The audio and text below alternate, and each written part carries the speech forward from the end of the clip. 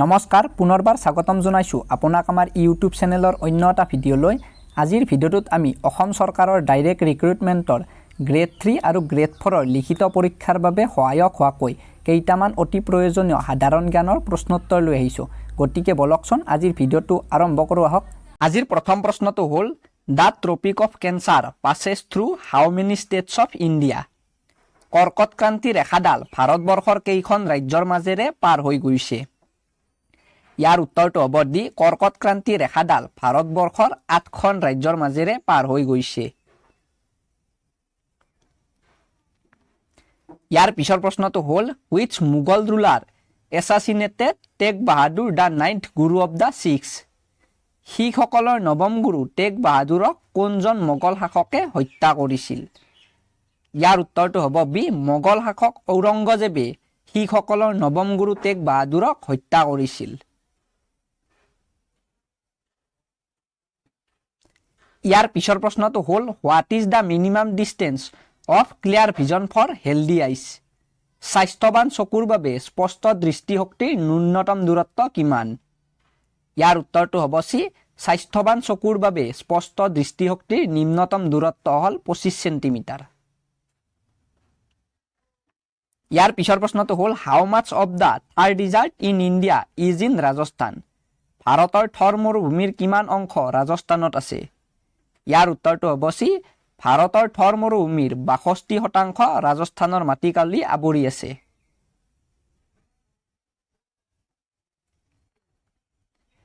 ইয়াৰ পিছৰ প্ৰশ্নটো হ'ল who was the first Indian women to win A gold medal at the Asian games.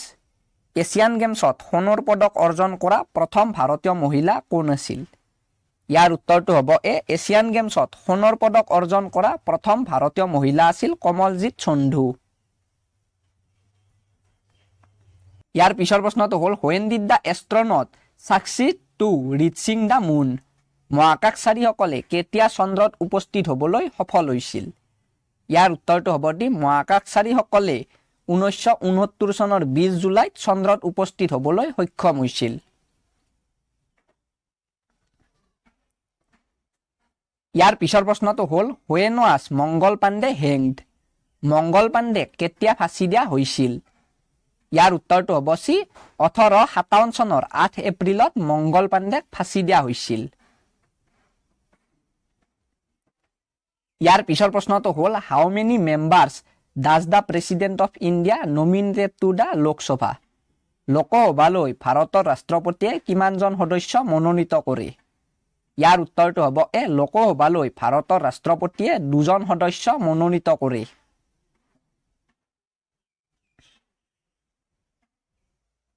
ইয়াৰ পিছৰ প্ৰশ্নটো হ'ল who individually won the first gold medal at the Olympics for India.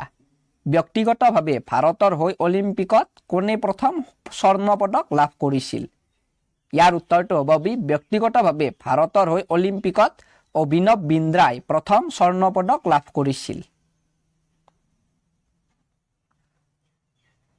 ইয়াৰ পিছৰ প্ৰশ্নটো হ'ল ইন হুইচ ইয়াৰ ডিড অভিনৱ Bindra win the individually gold medal in the Olympics. অভিনৱ বিন্দ্ৰাই কিমান চনত ক'ত অনুষ্ঠিত হোৱা অলিম্পিকত ব্যক্তিগতভাৱে সোণৰ পদক লাভ কৰিছিল? ইয়াৰ উত্তৰটো হ'ব চি, অভিনৱ বিন্দ্ৰাই 2008 চনৰ বেইজিং অলিম্পিকত ব্যক্তিগতভাৱে সোণৰ পদক লাভ কৰিছিল।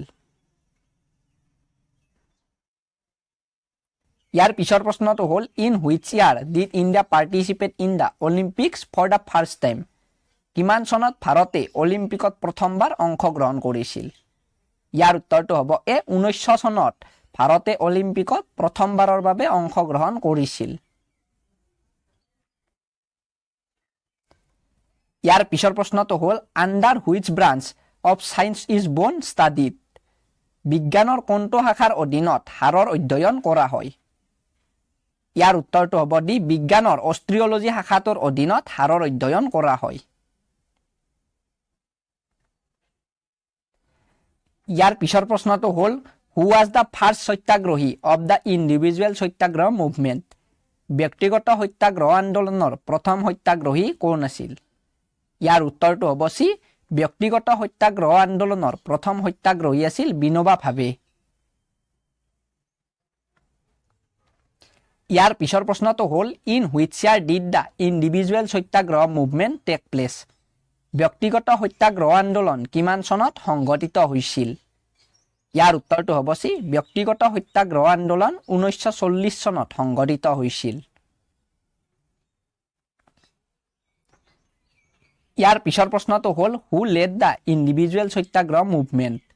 ব্যক্তিগত সত্যাগ্ৰহ আন্দোলনৰ নেতৃত্ব কোনে দিছিল? ইয়াৰ উত্তৰটো হ'ব এ ব্যক্তিগত সত্যাগ্ৰহ আন্দোলনৰ নেতৃত্ব মহাত্মা গান্ধীয়ে দিছিল। ইয়াৰ পিছৰ প্ৰশ্নটো হ'ল who was the second satyagrahi of the individual satyagraha movement. ব্যক্তিগত সত্যাগ্ৰহ আন্দোলনৰ দ্বিতীয়গৰাকী সত্যাগ্ৰহী কোন আছিল? ইয়াৰ উত্তৰটো হ'ব চি ব্যক্তিগত সত্যাগ্ৰহ আন্দোলনৰ দ্বিতীয়গৰাকী সত্যাগ্ৰহী আছিল জৱাহৰলাল নেহৰু। ইয়াৰ পিছৰ প্ৰশ্নটো হ'ল হু ফাউণ্ডেড দ্য ভাৰত সেৱক সমাজ। ভাৰত সেৱক সমাজ প্ৰতিষ্ঠানটো কোনে প্ৰতিষ্ঠা কৰিছিল? ইয়াৰ উত্তৰটো হ'ব চি ভাৰত সেৱক সমাজ প্ৰতিষ্ঠানটো গোপাল কৃষ্ণ গোখলেই প্ৰতিষ্ঠা কৰিছিল। ইয়াৰ পিছৰ প্ৰশ্নটো হ'ল in which year did Gopal Krishna Gokhale founded the Bharat সেৱক সমাজ। কিমান চনত গোপাল কৃষ্ণ গোখলেই ভাৰত সেৱক সমাজ প্ৰতিষ্ঠানটো স্থাপন কৰিছিল? ইয়াৰ উত্তৰটো হ'ব চি 1905 চনত গোপাল কৃষ্ণ গোখলেই ভাৰত সেৱক সমাজ প্ৰতিষ্ঠানটো স্থাপন কৰিছিল। ইয়াৰ পিছৰ প্ৰশ্নটো হ'ল why did Rabindranath Tagore give up the title of knighthood. Rabindranath ঠাকুৰে কি কাৰণে নাইটহুড উপাধি ত্যাগ কৰিছিল? ইয়াৰ উত্তৰটো হ'ব চি ৰবীন্দ্ৰনাথ ঠাকুৰে জালিয়ানৱালাবাগৰ হত্যাকাণ্ডৰ বাবে নাইটহুড উপাধিটো ত্যাগ কৰিছিল। ইয়াৰ পিছৰ প্ৰশ্নটো হ'ল in which year did British government confer the title of knighthood on Rabindranath Thakur. কিমান চনত ব্ৰিটিছ চৰকাৰে ৰবীন্দ্ৰনাথ ঠাকুৰক নাইটহুড উপাধি প্ৰদান কৰিছিল? ইয়াৰ উত্তৰটো হ'ব চি 1915 চনত ব্ৰিটিছ চৰকাৰে ৰবীন্দ্ৰনাথ ঠাকুৰক নাইটহুড উপাধি প্ৰদান কৰিছিল।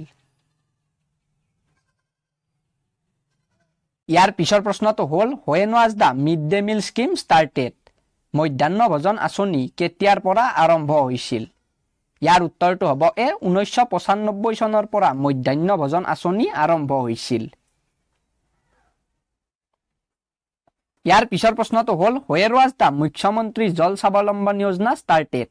মুখ্যমন্ত্ৰী জল স্বাৱলম্বন যোজনা ক'ৰ পৰা আৰম্ভ হৈছিল?